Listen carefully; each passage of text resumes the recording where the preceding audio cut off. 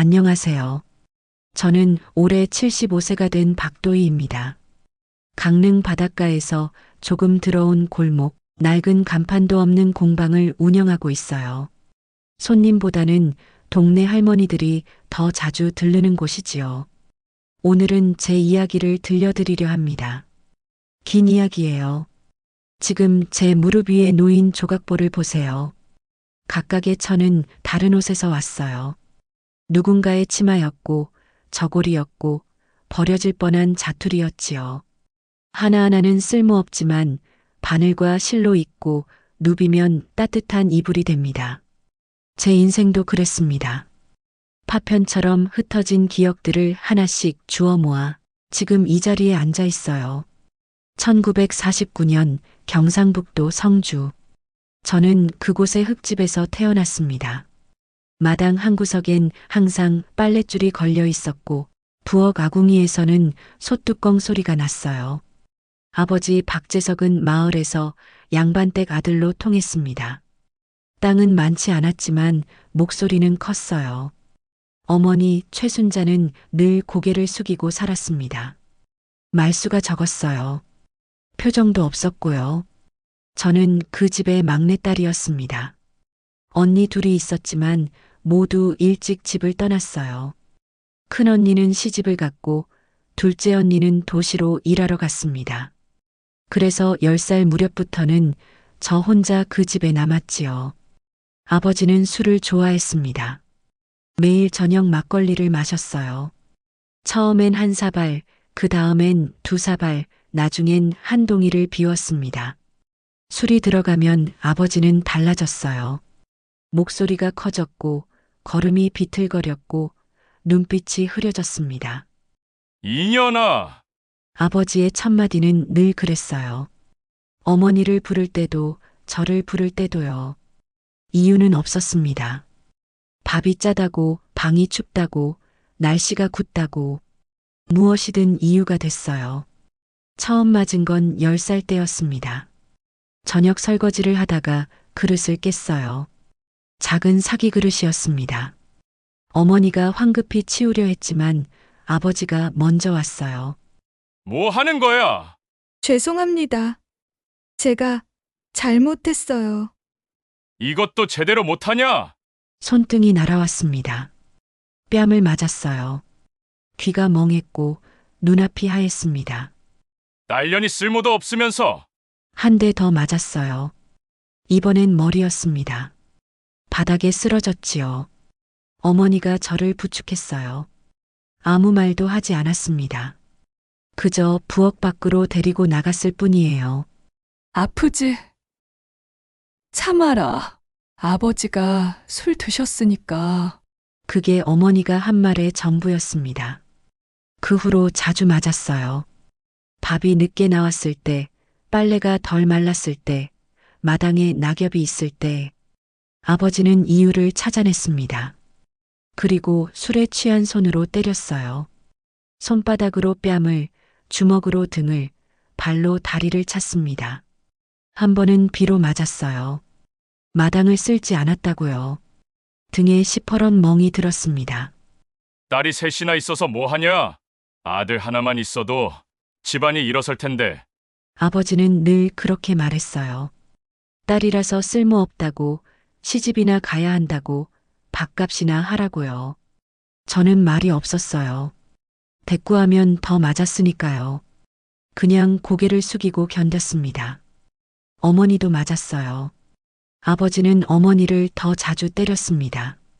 밥상이 마음에 안 들 때, 돈이 부족할 때, 그냥 기분이 나쁠 때, 어머니는 소리도 지르지 않았어요. 참았습니다.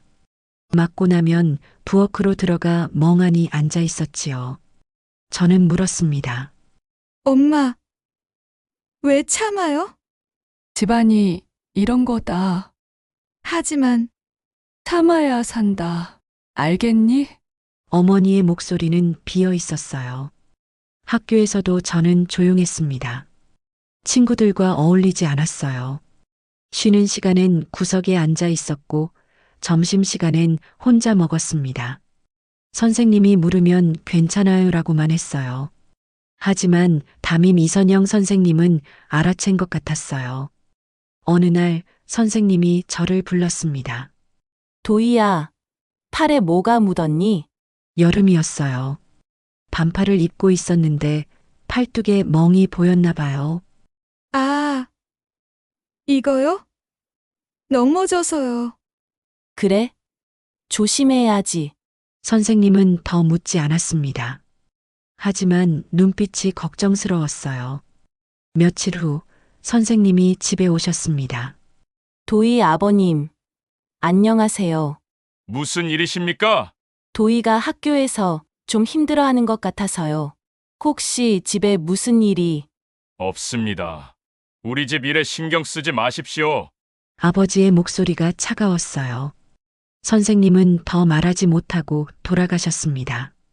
그날 밤 저는 또 맞았어요. 선생한테 뭐라고 한 거야? 아무 말도 안 했어요. 거짓말하지 마. 뺨을 맞았습니다. 코피가 났어요. 어머니가 저를 방으로 데려갔습니다. 젖은 수건으로 코를 닦아줬어요. 도희야, 밖에서 말하면 안 된다. 알았지? 네. 집안일은 집안에서 해결하는 거야. 저는 고개를 끄덕였어요. 하지만 속으로 생각했습니다. 언젠가 나는 여기서 나갈 거야. 중학교를 졸업할 무렵 아버지가 말했습니다. 도희는 고등학교 안 보낸다. 왜요? 여자가 공부해서 뭐해? 시집이나 잘 가면 되지. 하지만 입 닥쳐. 아버지가 소리쳤어요. 저는 더 이상 말하지 못했습니다. 결국 저는 학교를 그만뒀어요. 집에서 일을 거들었습니다. 반일, 빨래, 설거지, 청소. 하루 종일 일했어요. 손이 거칠어졌고 어깨가 결렸습니다. 그래도 단 하나 제가 좋아하는 게 있었어요. 바느질이었습니다. 어머니가 물려준 바느질 솜씨로 저는 조각볼을 만들었어요. 버려진 천 조각을 주워 모아 밤마다 바늘을 들었습니다. 한 땀 한 땀 꿰매다 보면 마음이 조금 고요해졌어요. 아무 생각도 하지 않아도 됐고 손끝에만 집중할 수 있었으니까요. 그게 제가 살아남은 방법이었습니다. 18살 봄이었어요. 아버지의 폭력은 더 심해졌습니다. 술을 더 많이 마셨고 화를 더 자주 냈어요. 한 번은 빗자루로 맞았고 한 번은 발길질을 당했습니다. 갈비뼈가 아팠어요. 숨쉬기가 힘들었습니다. 어머니는 여전히 침묵했어요. 저는 알았습니다. 이대로 있다간 제가 부서질 거라는 걸요. 그 무렵 장에서 한 청년을 만났습니다. 민태호. 그는 부산에서 온 목수였어요. 밝은 목소리와 따뜻한 눈빛을 가진 사람이었습니다. 괜찮으세요? 얼굴이 안 좋아 보여요. 그가 물었을 때 저는 처음으로 생각했어요. 이 사람에게 말해도 될까? 그리고 어느 날 모든 것이 바뀌기 시작했습니다. 아버지가 술에 취해 저를 때리던 밤 방문이 거칠게 열렸어요. 도희야! 태호였습니다. 그의 눈빛이 제 기억에 남았습니다. 아주 또렷하고 검은 눈동자였어요. 그날 모든 게 바뀌기 시작했습니다. 민태호. 그 이름을 알게 된 건 그보다 2달 전이었습니다. 1967년 3월 성주 장날이었어요. 5일마다 서는 장은 제가 집 밖으로 나갈 수 있는 유일한 날이었습니다. 어머니를 따라 채소를 사러 가거나 실과 천을 사는 심부름을 했지요. 그날도 어머니 뒤를 따라 장터를 걷고 있었어요. 도희야, 너 여기서 기다려. 나 저쪽 가게 좀 들렀다 올게. 어머니가 쌀가게 앞에 저를 세워두고 갔습니다. 저는 그냥 서 있었어요. 사람들이 지나갔고 장사꾼들이 소리쳤습니다. 떡을 파는 아주머니, 생선을 손질하는 아저씨, 옷감을 펼쳐놓은 할머니. 저는 그 풍경을 멍하니 바라봤습니다. 그때였어요. 아가씨, 누군가 제게 말을 걸었습니다. 고개를 들자 26쯤 되어 보이는 청년이 서 있었어요. 깨끗한 면 셔츠에 낡은 작업복 바지를 입고 있었습니다. 손에는 공구 가방을 들고 있었고요. 이거 떨어뜨리셨어요. 그가 손을 내밀었습니다. 제 손수건이었어요. 언제 떨어뜨렸는지도 몰랐지요. 아, 감사합니다. 저는 손수건을 받았습니다. 그리고 고개를 숙였어요. 목수 일 하시나 봐요? 청년이 웃었습니다. 네. 부산에서 왔어요. 이쪽 집 몇 군데 고치는 일로요. 부산에서요? 네. 여긴 처음이라 장 구경 좀 하려고요. 그의 목소리는 밝았어요. 그리고 눈빛이 맑았습니다. 유독 또렷하고 까만 눈동자였어요. 저는 그런 눈을 본 적이 없었습니다. 도희야. 어머니가 돌아왔어요. 저는 황급히 인사를 하고 어머니 뒤를 따라갔습니다. 청년은 손을 흔들며 조심히 가세요라고 말했어요. 그날 밤 저는 그 눈빛을 떠올렸습니다. 다음 장날 저는 또 그를 봤어요. 이번엔 어묵가게 앞이었습니다. 청년은 어묵을 사 먹으며 장터를 구경하고 있었어요. 저를 보자 반갑게 손을 흔들었습니다. 또 오셨네요. 네. 어머니, 심부름이요. 혼자 오셨어요? 아니요, 어머니가 저기. 저는 채소 가게 쪽을 가리켰어요. 어머니는 상추를 고르고 있었습니다. 저기요. 청년이 조심스럽게 말했습니다. 혹시 어묵 하나 드실래요? 여기 진짜 맛있거든요. 저는 잠깐 망설였어요. 하지만 고개를 끄덕였습니다. 감사합니다. 청년이 어묵 2개를 사서 하나를 건넸어요. 따뜻했습니다. 김이 모락모락 났지요. 저는 조금씩 뜯어 먹었어요.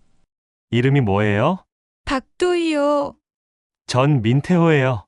부산 사람이고요. 부산은 어떤 곳이에요? 제가 물었습니다. 태어나서 성주를 벗어난 적이 없었거든요. 바다가 있어요. 아침마다 갈매기 소리가 들리고 배들이 떠나고 돌아오고 그래요. 사람도 많고 시끄럽고 재밌는 곳이죠. 좋겠네요. 한번 오세요. 구경시켜 드릴게요. 그는 농담처럼 말했어요. 하지만 저는 그 말을 오래 기억했습니다. 그 후로 장날마다 우리는 마주쳤어요. 처음엔 우연이었지만 나중엔 서로 찾는 것 같았습니다. 태호는 늘 밝았어요. 제게 부산 이야기를 들려줬고 목수일에 대해 말했습니다. 저는 그저 듣기만 했어요. 말하는 게 서툴렀거든요. 어느 날 태호가 물었습니다. 도희 씨는 뭐 할 때 제일 좋아요? 바느질요. 바느질이요? 네. 조각보 만드는 거요. 조각보요? 그게 뭐예요? 저는 처음으로 누군가에게 제 이야기를 했습니다. 천조각을 모으는 것, 한 땀 한 땀 바느질하는 것, 색깔을 맞춰가는 과정. 태호는 진지하게 들었어요. 멋지네요. 언젠가 한번 보여줄 수 있어요? 네. 그날 저는 집으로 돌아오며 생각했습니다. 이 사람은 다르구나. 하지만 행복한 시간은 길지 않았어요. 어느 날 집에 돌아왔을 때 아버지가 마루에 앉아 계셨습니다. 술병이 옆에 있었어요. 낮부터 드신 모양이었습니다. 어딜 갔다 오냐? 장에 다녀왔어요.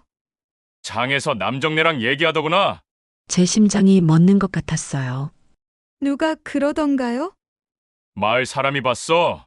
목수 놈이랑 붙어서 얘기하는 거 말이야. 그냥 인사만. 입 닥쳐. 아버지가 벌떡 일어났습니다. 비틀거리며 제게 다가왔어요. 계집년이 밖에서 남자랑 얘기를 해. 창피한 줄 알아야지. 손이 날아왔어요. 뺨을 맞았습니다. 귀가 울렸어요. 아버지, 제가 잘못했어요. 잘못했어? 이미 소문 다 났어. 박재석 딸년이 장에서 남자 꼬신다고. 또 맞았습니다. 이번엔 머리를 잡아당겼어요. 비명이 나왔습니다. 여보, 그만해요. 어머니가 말렸어요. 하지만 아버지는 어머니를 밀쳤습니다. 어머니가 벽에 부딪혔어요. 네가 딸년 교육을 이따위로 시켰어. 아버지가 발로 제 옆구리를 찼습니다. 숨이 막혔어요. 바닥에 쓰러졌습니다. 다음에 또 그러면 죽여버린다. 알았어? 네, 이년아, 크게 대답 못해. 네. 아버지는 술병을 집어들고 사랑채로 갔어요. 어머니가 저를 일으켰습니다. 방으로 데려갔어요. 아무 말도 하지 않았습니다. 젖은 수건으로 제 얼굴을 닦아줬어요. 엄마. 쉬어라. 말하지 마. 어머니의 목소리는 떨리고 있었어요. 그 후로 일주일 동안 저는 밖에 나가지 못했습니다. 아버지가 막았어요. 장날에도 우물가에도 가지 못했습니다. 방에 갇혀 지냈어요. 몸은 아팠지만 마음은 더 아팠습니다. 태우 씨는 어떻게 생각할까? 내가 그냥 사라진 거라고 생각할까? 창문으로 밖을 봤어요. 봄볕이 따사로웠습니다. 하지만 저는 그 빛 속에 없었어요. 열흘 후 이선영 선생님이 집에 오셨어요. 도희 어머니, 안녕하세요. 선생님, 무슨 일이세요? 도희 좀 봐야겠어서요. 어머니는 당황했지만 막을 수 없었어요. 선생님은 제 방으로 들어오셨습니다. 문을 닫고 저를 보셨어요. 도희야, 선생님, 선생님의 눈이 제 얼굴을 훑쳤습니다. 아직 멍이 남아 있었거든요. 또 맞았구나. 저는 대답하지 못했어요. 도희야, 이러다 큰일 난다. 알지? 네, 필요하면 언제든 말해. 선생님이 도와줄게. 하지만 하지만은 없어. 내가 죽으면 어떡해. 선생님의 목소리가 떨렸어요. 여기 주소야. 선생님이 작은 쪽지를 건넸습니다. 정은이라는 분이야. 내 친구고. 혹시 급하면 여기로 가. 알겠지? 저는 쪽지를 받았어요. 손이 떨렸습니다. 감사합니다. 고맙긴. 더 일찍 왔어야 했는데. 선생님이 제 손을 꼭 잡았어요. 견뎌. 조금만 더. 반드시 방법이 있을 거야. 그날 밤 저는 쪽지를 보며 생각했습니다. 나는 어떻게 해야 할까? 도망칠 용기도 없었고 견딜 힘도 없었어요. 그저 하루하루를 버티고 있을 뿐이었습니다. 그런데 다음 날 기회가 왔어요. 아버지가 읍내에 일을 보러 가신다고 했습니다. 저녁에 돌아온다고요. 도희야, 장 좀 다녀와라. 두부하고 파 사오고. 어머니가 말했어요. 저는 고개를 끄덕였습니다. 오랜만에 밖에 나갔어요. 햇빛이 눈부셨습니다. 사람들이 지나갔고 장터가 시끄러웠어요. 저는 태호를 찾았습니다. 느티나무 아래 그가 서 있었어요. 도희 씨, 태호가 달려왔습니다. 얼굴에 걱정이 가득했어요. 어디 갔었어요? 한 달 동안 안 보여서 걱정했어요. 미안해요. 집안일이 있어서요. 얼굴이 누가 때렸어요? 태호의 목소리가 낮아졌습니다. 저는 고개를 돌렸어요. 괜찮아요. 괜찮지 않아요. 아버지가 그랬어요? 저는 대답하지 못했어요. 눈물이 날 것 같았습니다. 도희 씨, 태호가 제 손을 잡았습니다. 저한테 말해줘요. 제가 도와줄게요. 어떡해요? 아버지는 도망치세요. 저랑 같이요. 제 심장이 뛰었어요. 뭐라고요? 부산으로 가요. 거기서 새로 시작해요. 제가 지켜줄게요. 하지만 아버지가 찾으러 올 거예요. 안 찾아요. 제가 방법을 찾을게요. 태호의 눈빛이 진지했습니다. 도희 씨, 믿어줄 수 있어요? 저는 오랫동안 그를 봤어요. 그리고 대답했습니다. 네. 믿을게요. 집으로 돌아오는 길, 저는 결심했습니다. 나는 떠날 거야. 이 집에서, 이 마을에서. 어머니는 알아챘을까요? 저녁을 먹으며 자꾸 저를 보셨어요. 도희야, 네. 아무것도 아니다. 어머니는 말을 삼켰습니다. 그날 밤 저는 짐을 쌌어요. 옷 몇 벌, 조각보 하나, 바느질 도구. 그게 전부였습니다. 창밖으로 달이 떠올랐어요. 내일이면 모든 게 달라질 거였습니다. 두렵기도 했지만 설레기도 했어요. 나는 살 거야. 내 방식대로. 그 주는 영원처럼 느껴졌습니다. 월요일, 화요일, 수요일. 하루하루가 제 목을 조여왔어요. 아버지는 평소보다 말이 없었습니다. 어머니는 제 눈을 피했고요. 집안의 공기가 무거웠어요. 저는 태호를 만날 방법을 찾았습니다. 수요일 저녁, 저는 우물가로 나갔어요. 물을 기르러 가는 척했지만 사실은 태호와의 약속 장소였습니다. 장터 뒤편 큰 느티나무 아래. 해가 지고 어둑해진 시간이었어요. 태호는 이미 와 있었습니다. 도희 씨, 태호 씨. 저는 물동이를 내려놓고 그에게 다가갔어요. 손이 떨렸습니다. 무슨 일이에요? 급하게 부르길래 금요일이에요. 금요일 밤에 아버지가 읍내 친구 잔치에 가세요. 늦게 돌아올 거예요. 그때가 기회예요. 태호의 얼굴이 굳었습니다. 알겠어요. 그럼 그날 밤에 제가 갈게요. 집까지요? 네, 도희 씨를 데리러 갈게요. 위험해요. 만약 아버지가 일찍 돌아오시면 괜찮아요. 제가 조심할게요. 태호 씨. 도희 씨, 태호가 제 손을 잡았습니다. 따뜻했어요. 믿어주세요. 제가 꼭 데리고 나올게요. 약속해요. 저는 눈물이 났습니다. 누군가 이렇게 말해준 적이 없었거든요. 감사합니다. 준비할 거 있으면 챙겨두세요.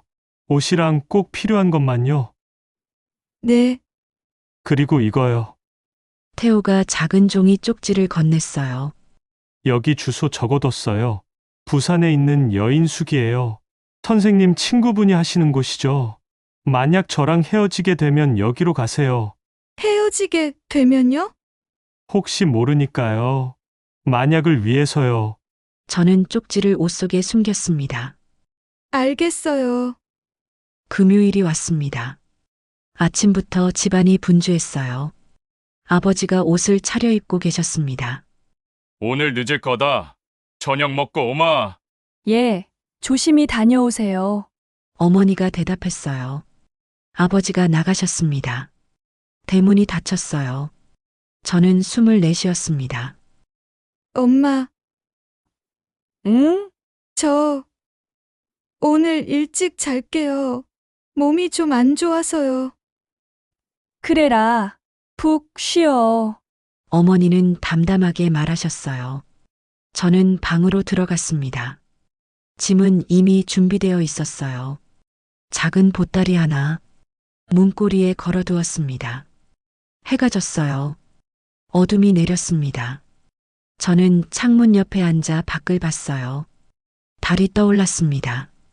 별들이 하나씩 나타났어요. 제발 무사히. 밤 9시쯤이었을 거예요. 마당에서 소리가 났습니다. 작은 돌멩이가 제 방 창문에 부딪혔어요. 저는 창문을 열었습니다. 태호가 단밖에 서 있었어요. 손을 흔들었습니다. 저는 보따리를 집어들고 방문을 열었어요. 조심스럽게 마루로 나왔습니다. 부엌에서 불빛이 새어 나왔어요. 어머니가 설거지를 하고 계셨습니다. 저는 걸음을 멈췄어요. 엄마한테 말해야 할까? 하지만 머뭇거리는 사이 발소리가 들렸습니다. 밖에 누구세요? 어머니였어요. 저는 돌아섰습니다. 어머니가 부엌문을 열고 나오셨어요. 도희야, 어딜 가니? 엄마, 어머니가 제 손에 든 보따리를 봤어요. 표정이 굳었습니다. 설마, 엄마, 미안해요. 도희야, 안 돼. 아버지한테 들키면 나 가야 돼요. 이대로는 못 살아요. 어머니의 눈에 눈물이 고였어요. 엄마도 알잖아요. 이 집에 있으면 나 죽어요. 도희야, 그때 대문이 열리는 소리가 들렸습니다. 우리 둘 다 얼어붙었어요. 여보, 어머니의 목소리가 떨렸습니다. 아버지였어요. 일찍 돌아오신 거예요. 왜 이렇게 시끄러워? 아버지가 마당으로 들어오셨습니다. 술 냄새가 풍겼어요. 잔치에서 드신 모양이었습니다. 저를 보자 눈을 가늘게 떴어요. 너 뭐 하는 거야? 저는 손에 든 게 뭐야? 아버지가 다가왔습니다. 보따리를 빼앗으려 했어요. 저는 뒤로 물러섰습니다. 도망가려고 했지. 이연이! 손이 날아왔어요. 저는 피했습니다. 처음이었어요. 피한 건요. 감히! 아버지가 소리쳤어요. 주먹을 휘둘렀습니다. 그때였습니다. 그만하세요. 뒤에서 목소리가 들렸어요. 태호였습니다. 담을 넘어온 거였어요. 누구야, 너? 저는 민태호라고 합니다. 도희 씨를 데리러 왔습니다. 뭐, 도희 씨가 이 집을 떠나고 싶어해요. 저랑 같이 갈 거예요. 아버지의 얼굴이 일그러졌습니다. 이 미친 놈이 내가 뭔데 내 딸을? 아버지가 태호에게 달려들었어요. 주먹을 휘둘렀습니다. 태호는 피했지만 어깨에 맞았어요.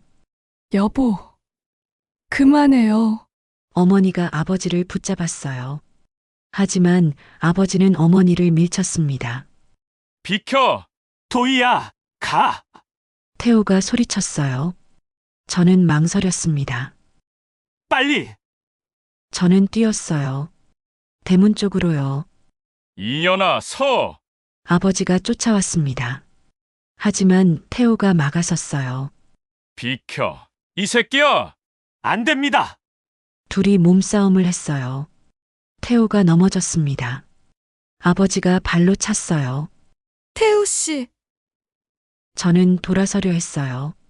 하지만 누군가 제 손을 잡았습니다. 어머니였어요. 엄마? 어서 가. 빨리. 하지만 내가 막을게. 가. 어머니가 저를 밀었어요. 그리고 아버지에게 달려갔습니다. 여보, 정신 차려요.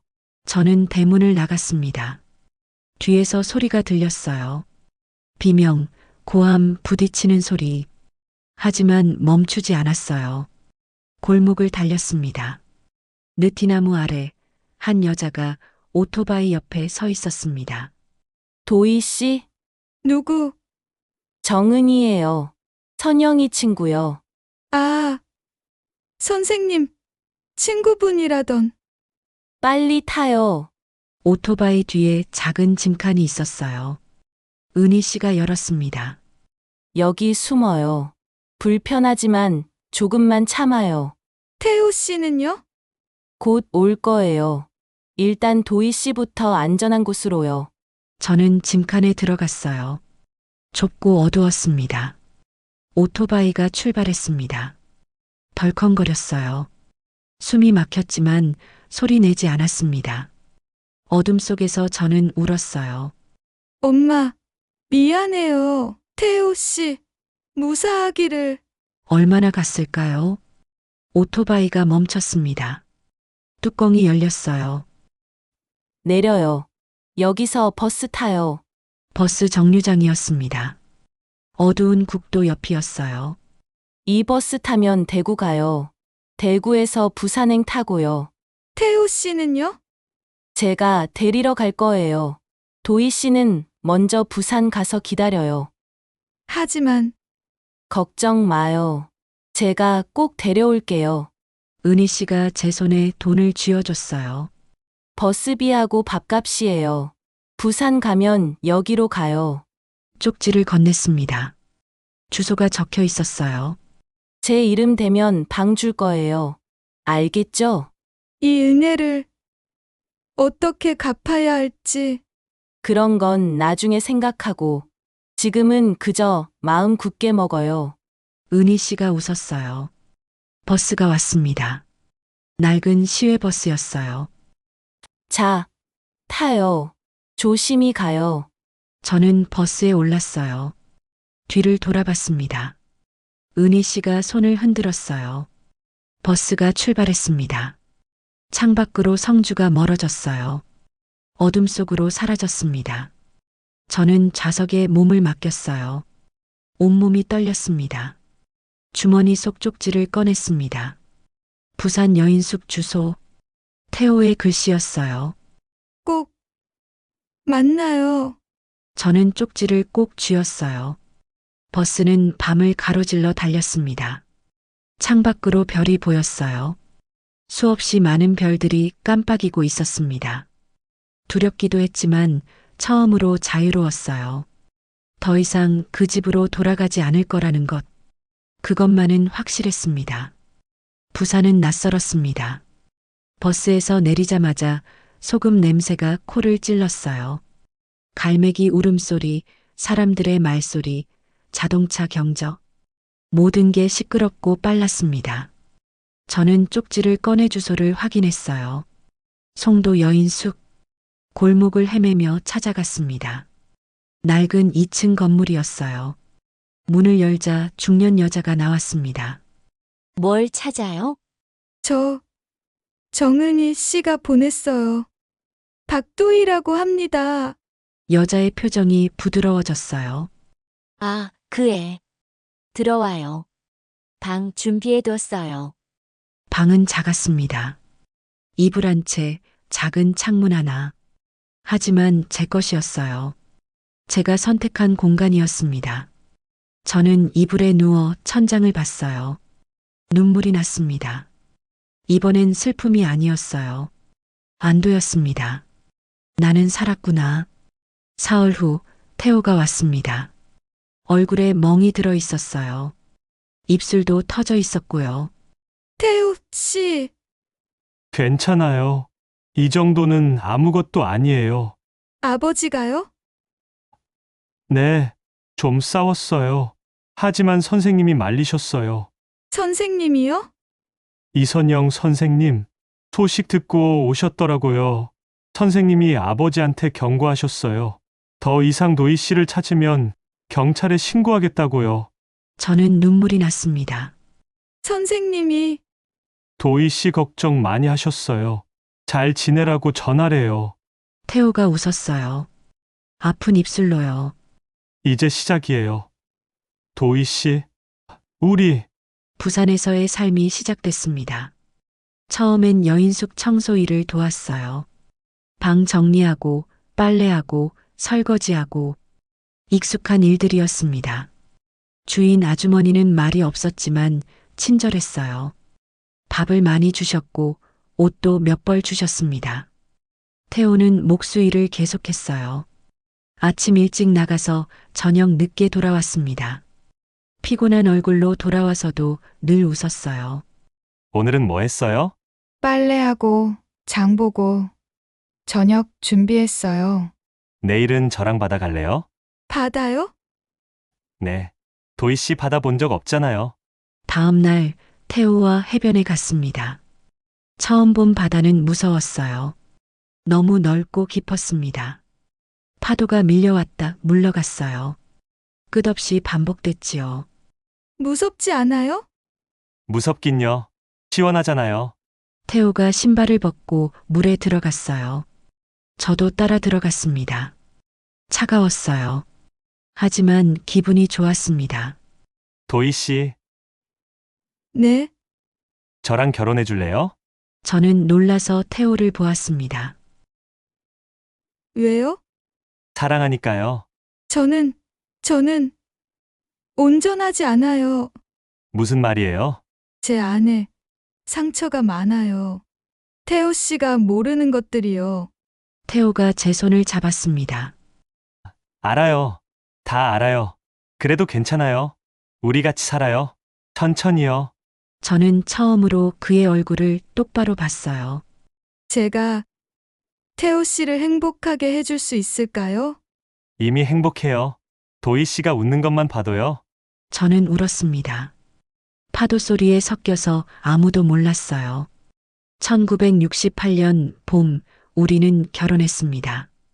구청에서 간단히 했어요. 증인은 여인숙 주인 아주머니와 태호 친구였습니다. 드레스도 예식장도 없었어요. 하지만 충분했습니다. 신혼집은 영도의 작은 방이었어요.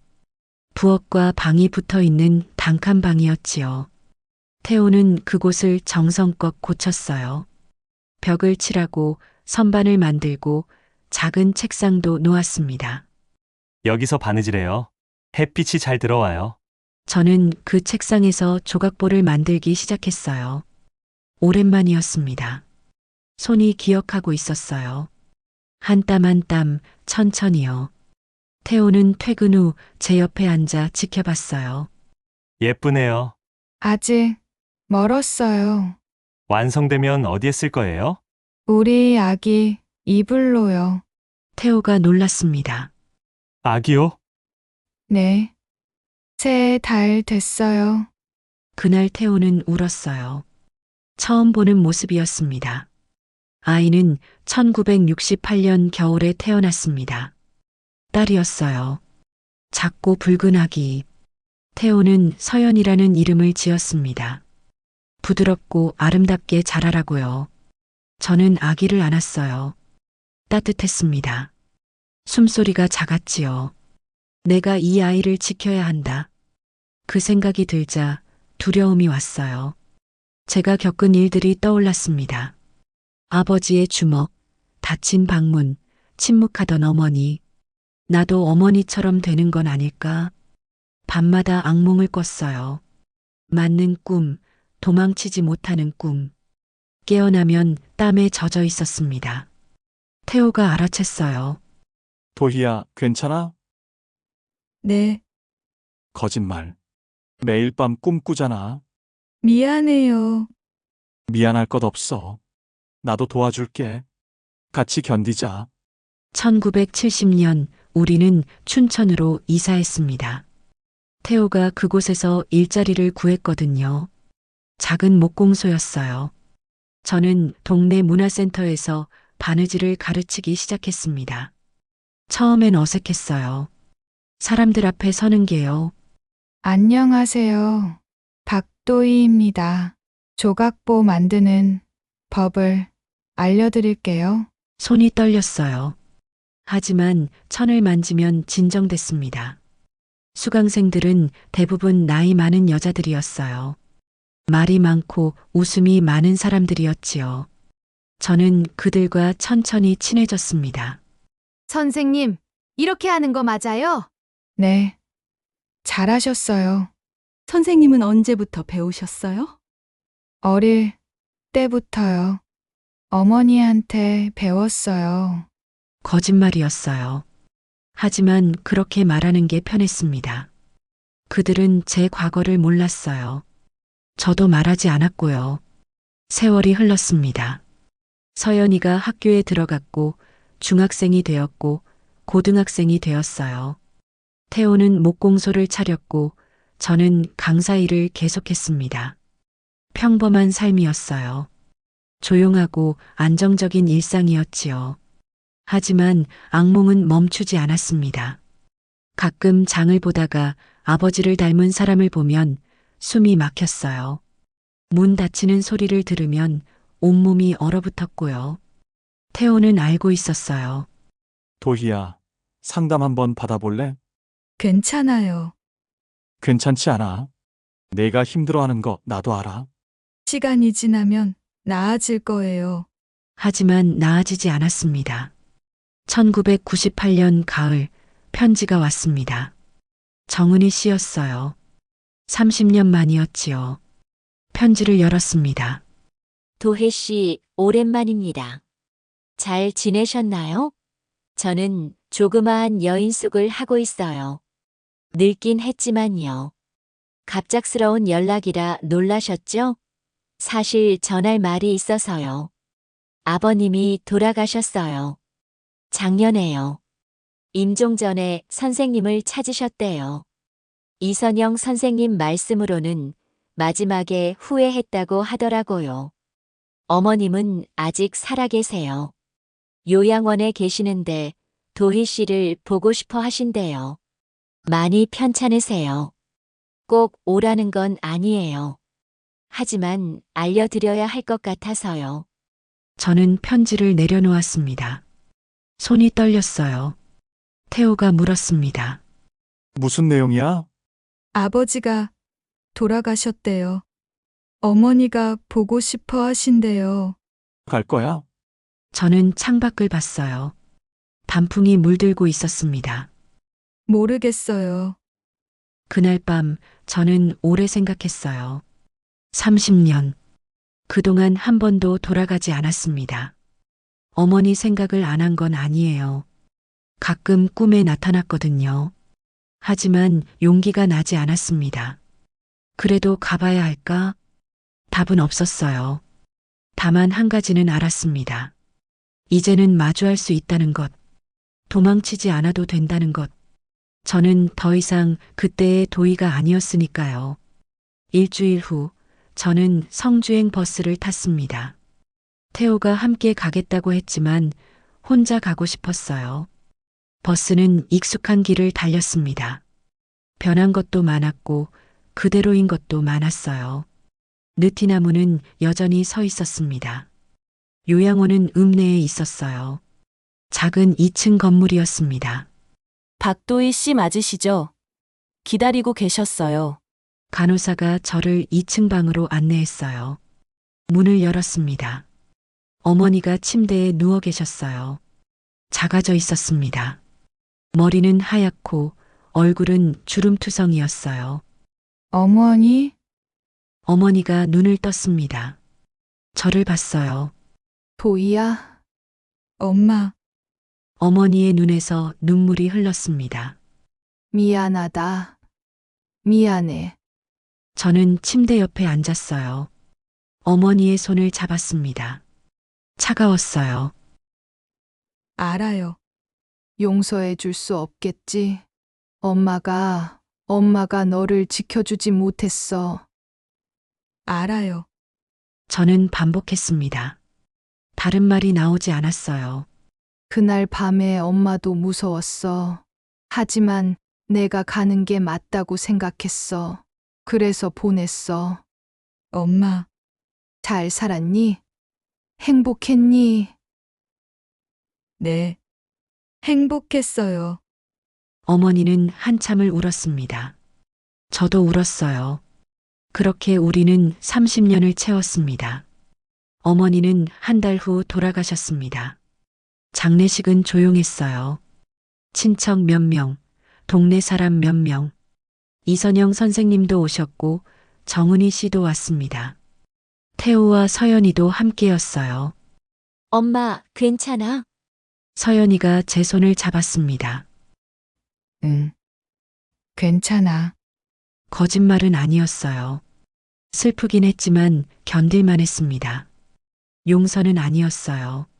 하지만 내려놓는 것이었지요. 장례를 치르고 집을 정리하러 갔습니다. 30년 전 그 집으로요. 집은 폐허가 되어 있었습니다.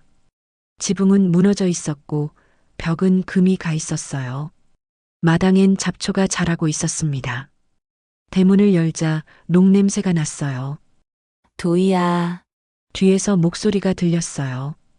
이선영 선생님이었습니다. 선생님, 들어가 봐. 무섭지 않을까요? 이제는 이겨내야지. 선생님이 쓰게 웃으셨어요. 문을 열었습니다. 여기서 무슨 일이 있었다고 말해야 할까?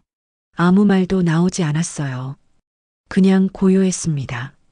마당에 선생님과 은희 씨가 앉아 있었어요. 차 마실래요? 은희 씨가 보온병에서 차를 따랐습니다. 따뜻했어요. 도희야, 아직도 마음이 많이 힘드니? 선생님이 물었습니다. 네. 아직도 그때의 악몽을 꿔요. 저는 차를 마셨어요. 쓰디쓴 맛이었습니다. 도희야, 선생님이 조심스럽게 말씀하셨어요. 사실 너와 같은 힘든 시절을 겪은 사람들이 있어. 저는 손이 떨렸어요. 그 사람들은 어떻게 됐어요? 어떤 사람은 도망갔고, 어떤 사람은 견뎠어. 어떤 사람은 스스로 떠났고, 침묵이 흘렀습니다. 선생님, 그 사람들을 만날 수 있을까요? 선생님이 고개를 끄덕였어요. 만들자. 만날 수 있는 자리를.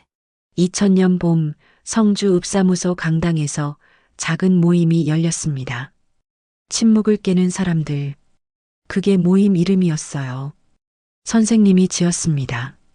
20명 정도가 왔어요. 대부분 나이 든 여자들이었습니다. 젊은 여자도 몇 명 있었고요. 다들 조용했어요. 눈을 마주치지 않았습니다. 제가 먼저 일어섰어요. 안녕하세요. 저는 박도희입니다. 떨렸습니다. 하지만 계속했어요. 저는 10살부터 18살까지 아버지에게 폭력을 당했습니다. 매일같이 맞았어요. 술 드시면 더 심했고요.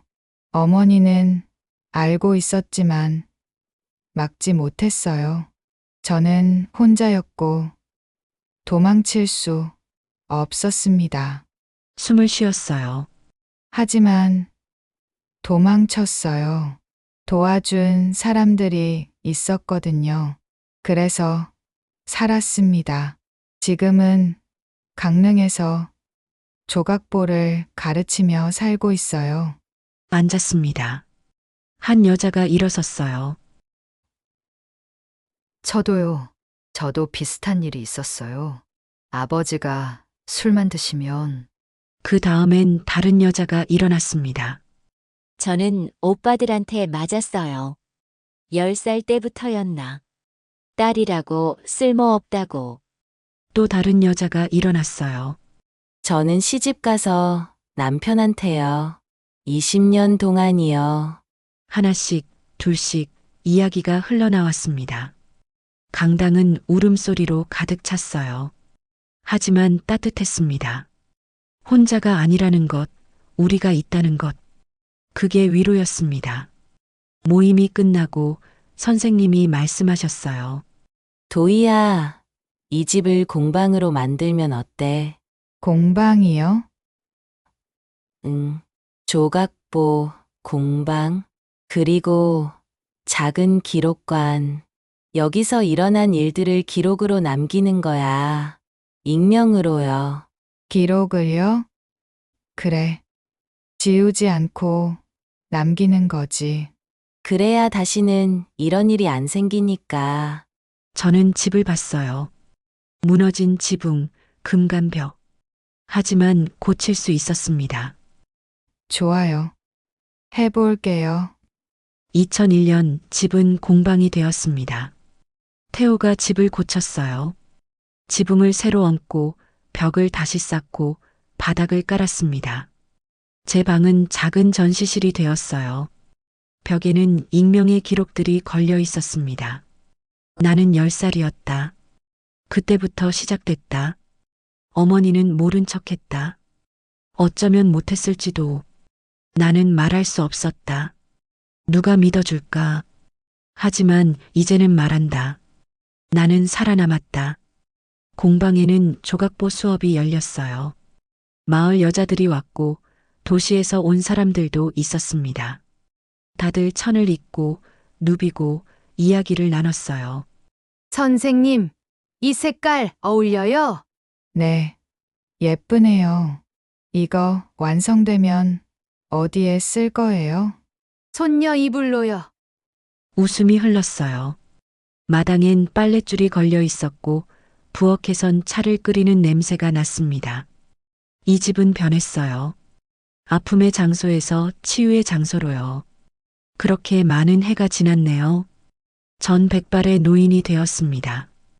2024년 가을, 저는 다시 이곳에 왔습니다. 공방은 여전히 운영되고 있어요. 이젠 제자들이 맡아서 하고 있지만요. 저는 가끔 들러서 수업을 돕습니다. 오늘은 새 수강생이 왔어요. 젊은 여자였습니다. 25쯤 되어 보였어요. 안녕하세요. 처음이에요. 환영합니다. 이름이 뭐예요? 김지연이요. 지연 씨. 여기 앉으세요. 천을 골라볼게요. 지연 씨는 천을 만지작거렸어요. 손이 떨리고 있었습니다. 선생님, 네. 여기 무슨 공간이에요? 전시실에 있는 글들이요. 기록이에요. 살아남은 사람들의 이야기요. 지연 씨의 눈이 붉어졌어요. 저도 쓸 수 있어요? 물론이죠. 지연 씨가 울었습니다. 저는 그의 어깨를 토닥였어요. 괜찮아요. 여기서는 말해도 돼요. 우리가 들을게요. 수업이 끝나고 저는 마당에 앉아 석양을 봤어요. 하늘이 주황빛으로 물들고 있었습니다. 태호가 옆에 앉았어요. 피곤하지? 괜찮아. 오늘 수강생 어땠어? 좋았어. 용기 있는 사람이더라. 도희도 용기 있었어. 저는 웃었습니다. 아니야.